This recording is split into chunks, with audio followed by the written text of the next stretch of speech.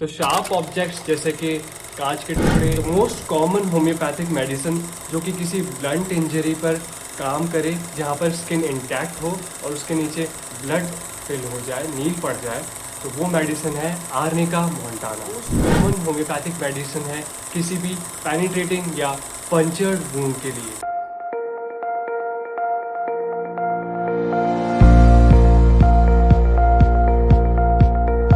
नमस्ते दोस्तों, बात करेंगे आज इंजरीज या चोट में यूज होने वाली मोस्ट कॉमन होम्योपैथिक रेमेडीज के बारे में।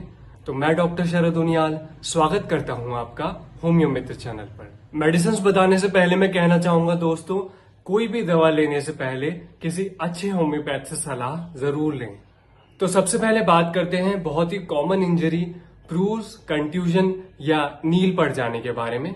तो जब भी एक्सटर्नल प्रेशर की वजह से स्किन के जस्ट नीचे जो ब्लड वेसल्स प्रेजेंट है वो रप्चर हो जाए, फट जाए और उनमें से ब्लड ऊज आउट हो, बाहर आए, लेकिन जो स्किन प्रेजेंट है उस एरिया पे वो ब्रीच ना हो, वो इंटैक्ट रहे, उस पर कोई क्षति ना पहुंचे, तो स्किन के नीचे हमें ब्लड इकट्ठा हुआ दिखाई दे सकता है, जो कि ब्लैकिश हो सकता है अगर काफी दिन हो जाए तो, और ताजा ही रहे तो नीला पड़ा हुआ दिखाई देता है वो एरिया। तो मोस्ट कॉमन होम्योपैथिक मेडिसिन जो कि किसी ब्लंट इंजरी पर काम करे, जहां पर स्किन इंटैक्ट हो और उसके नीचे ब्लड फिल हो जाए, नील पड़ जाए, तो वो मेडिसिन है आर्निका मोंटाना।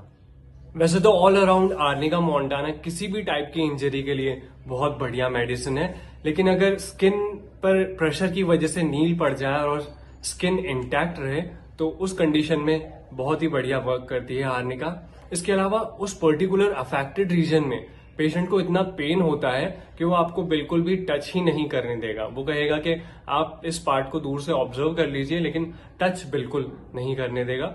अफेक्टेड एरिया मतलब चोट के एरिया में पेशेंट को बहुत दुखन बनी रहेगी और पेशेंट चाहेगा कि कम से कम मूव किया जाए उस पार्ट को और किसी भी चीज से टच नहीं होने देना चाहता है पेशेंट। उससे दर्द बढ़ जाता है उनका। अगर लंबे समय से नील बनी हुई हो और आर्निका इफेक्टिवली वर्क ना कर रही हो तो सल्फ्यूरिक एसिड एक यूजफुल मेडिसिन हो सकती है। आई इंजरीज के लिए भी आर्निका बहुत बढ़िया मेडिसिन है। अगर कंजक्टाइवा में मतलब जो व्हाइट पोर्शन है वहां पर कोई रेडनेस ना हो, आई के अंदर पेन ना हो, लेकिन जो अराउंड टिश्यू है आईज के वहां पर ब्लूनेस है, वहां पर ब्रूजेस है, उस जगह पर पेन बना हुआ है, उस कंडीशन में आर्निका इफेक्टिवली वर्क कर सकती है। इसके अलावा हेड इंजरीज के बाद स्वेलिंग आ जाती है जब उस पर्टिकुलर एरिया पे जहां पर चोट लगी है, तो उसे रिजॉल्व करने के लिए भी आर्निका बहुत इफेक्टिव मेडिसिन है।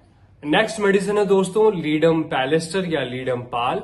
ये मोस्ट कॉमन होम्योपैथिक मेडिसिन है किसी भी पेनिट्रेटिंग या पंचर्ड वुंड के लिए। तो जब भी इंजरी किसी शार्प पॉइंटेड ऑब्जेक्ट जैसे कि नेल्स यानी कीलें या नीडल्स की वजह से, सुइयों की वजह से हो, तो वहां पर लीडम पैल अच्छा वर्क करती है। इवन इंसेक्ट बाइट और स्पेशली मॉस्किटो बाइट के बाद जो रैशेस रह जाते हैं स्किन पर, उसके लिए भी बहुत इफेक्टिव मेडिसिन है लीडम पैल। स्पेशल इंडिकेशन ये हो सकती है लीडम पैल की कि जो अफेक्टेड एरिया है जहां पर चोट लगी है वहां पर टच करने पर स्किन कोल्ड रहेगी। नेक्स्ट मेडिसिन है दोस्तों कैलेंडुला ऑफिसिनालिस। तो शार्प ऑब्जेक्ट्स जैसे कि कांच के टुकड़े या नाइफ से या मतलब चाकू से अगर कट लग जाए तो उस कंडीशन में यूज होने वाली कॉमनली यूज्ड होम्योपैथिक मेडिसिन है कैलेंडुला ऑफिसिनालिस। ये घाव को जल्दी से भरने में हेल्प करती है और उस एरिया में स्कैब्स यानी खुरंड जिसे कहते हैं उसके फॉर्मेशन को प्रोहिबिट करती है या फिर उसको जल्दी से रिजॉल्व करवा देती है।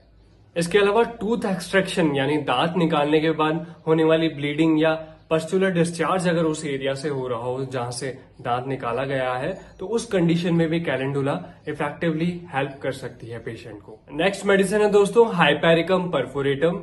तो जब कोई पर्सन बटक्स पर या कूल्हे के बल गिर जाए और उसके बाद टेल बोन पर बहुत पेन हो, बहुत सेंसिटिव हो जाए, वो स्लाइट टच भी बर्दाश्त न हो पेशेंट को, बैठने में बहुत दिक्कत हो, तो उस पेन से रिलीफ दिला सकती है मेडिसिन हाइपेरिकम परफोरेटम। इसके अलावा फिंगर टिप्स पे अगर चोट आ जाए, जैसे कि दरवाजा बंद करते समय उंगली आ जाए उसके बीच और उसके बाद दर्द बना हुआ हो फिंगर पे, तो उस पेन को भी रिलीफ करती है हाइपेरिकम। इसके अलावा हाइपरिकम वर्क करती है उन सभी एरियाज में जहां पर नर्व सप्लाई बहुत ज्यादा है। फॉर एग्जांपल जैसे कि हमने बात करी फिंगर टिप्स, तो पेन का कैरेक्टरिस्टिक क्या होता है, कैसा दर्द रहता है हाइपरिकम को इंडिकेट करने के लिए, हाइपरिकम को देने के लिए। तो उस पर्टिकुलर पोर्शन पे पेशेंट को नंबनेस यानी सुन्नपन रह सकता है, बर्निंग यानी जलन रह सकती है, और फॉर्मिकेशन यानी पेशेंट को ऐसा फील होता है कि जहां पर इंजरी हुई है उस एरिया में चींटियां चल रही हों। तो ये इंडिकेशंस पे हाइपरिकम वर्क करती है बहुत ही इफेक्टिवली। नेक्स्ट मेडिसिन है दोस्तों सिम्फाइटम ऑफिसिनालिस। तो जब बोन फ्रैक्चर हो जाता है उस समय इसका बढ़िया एक्शन रहता है। जब दो बोन्स क्रैक होती है तो जो क्रैक्ड पोर्शन होता है वहां पर कैलस फॉर्मेशन होता है। कैलस एक बोनी प्लस कार्टिलेजिनस मटेरियल का पाउडर जैसा स्ट्रक्चर होता है जो कि फिलअप होगा इस क्रैक्ड सरफेस पे।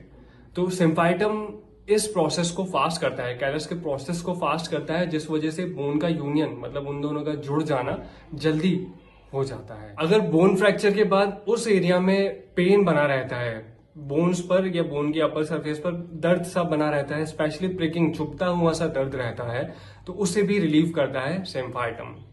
इसके अलावा अगर कभी ऐसे एरियाज में फ्रैक्चर हो जाए जहां पर प्लास्टर्स नहीं बन सकते, फॉर एग्जांपल रिब्स एरिया में, फसलियों के एरिया में कॉस्टोकॉन्ड्रल कार्टिलेज यानी जहां से रिब्स जुड़ती है स्टर्नम से आके, वहां पर फ्रैक्चर हो जाए, या फिर पैल्विक एरिया में पैल्विक बोन पे फ्रैक्चर हो जाए तो वहां प्लास्टर्स नहीं बन सकते, वहां पर बेड रेस्ट ही करना पड़ेगा।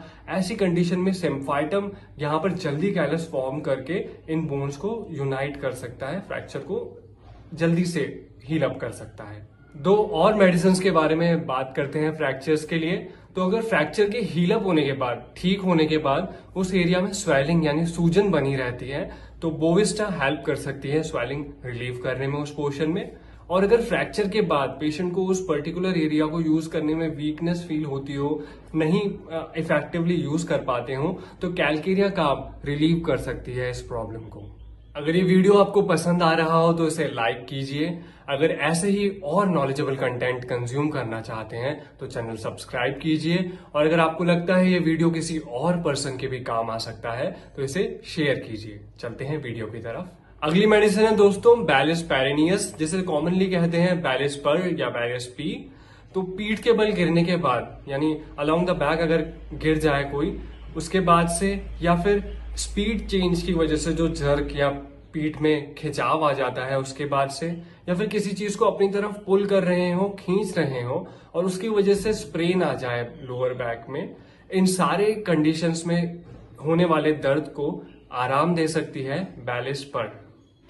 अगला सिम्टम है दोस्तों अगर आई इंजरी, जैसे कि क्रिकेट बॉल आंख पर लग जाए, उसके बाद आईज के अराउंड जो टिश्यू है वहां पर भी, इवन जो बोनी स्ट्रक्चर है आई के अराउंड जो हड्डियां हैं वहां पर दर्द बना हुआ हो, तो उस दर्द में आराम दिला सकती है बैलिस पर। इसके अलावा ऑपरेशंस के समय डीपर टिश्यूज पे जो इंजरीज होती है और उसके बाद पेन बना रहता है उन पर्टिकुलर बॉडी पार्ट्स में, फॉर एग्जांपल एब्डोमिनल सर्जरीज जैसे कि सी सेक्शन और कॉलेसिस्टेक्टोमी यानी गॉल ब्लैडर रिमूवल के समय L4 L5 के बीच में जो इंजेक्शन दिया जाता है एनेस्थीसिया के लिए, वो ऑपरेशन खत्म होने के बाद भी बहुत लंबे समय तक पेशेंट को बैक पेन से परेशान करता रहता है। तो इस कंडीशन में बैलिस पर उनके पेन को रिलीव कर सकती है। नेक्स्ट मेडिसिन है दोस्तों रूटा ग्रेवियोलेंस या रूटा जी कॉमनली कहते हैं जिसे। तो मसल्स के ओवरवर्क के बाद, बहुत ज्यादा थक जाने के बाद जो मसल्स में सोरनेस या दुखन बनी रहती है, पेशेंट को ऐसा लगता है जैसे बॉडी में एनर्जी ही नहीं है और सारी ही मसल्स पेन कर रही हैं, उस समय रूटा जी देने से रिलीफ मिल सकता है पेशेंट को अपनी कंडीशंस में। एक्सेसिव आई स्ट्रेन के बाद, जैसे स्क्रीन पर बहुत लंबे समय तक देखते रहना या फिर बहुत लंबे समय तक पढ़ते रहने के बाद आंखों में दर्द होने लगे, तो उस कंडीशन में भी रूटा जी हेल्प कर सकती है, पेन को कम कर सकती है। लास्टली एक मेडिसिन शू बाइट के लिए। तो नया फुटवेयर जब पहनते हैं तो वो अगर थोड़ा टाइट हो, जैसे कि शूज और सैंडल थोड़ा टाइट है, तो उस एरिया की स्किन थोड़ा लैसरेट कर जाती है, छिल जाती है। तो इस कंडीशन में जो पेन होता है और वहां की स्किन को ठीक करने के लिए जो मेडिसिन आपको हेल्प कर सकती है वो है एलियम सीपा। इस वीडियो को पूरा देखने के लिए धन्यवाद। अगर ये वीडियो आपको पसंद आया हो तो इसे लाइक कीजिए, आपको लगता है ये वीडियो किसी और के लिए भी हेल्पफुल हो सकता है तो इसे शेयर कीजिए, और ऐसे ही medical related knowledgeable content consume करना चाहते हैं तो चैनल सब्सक्राइब कीजिए। मिलते हैं अगले वीडियो में।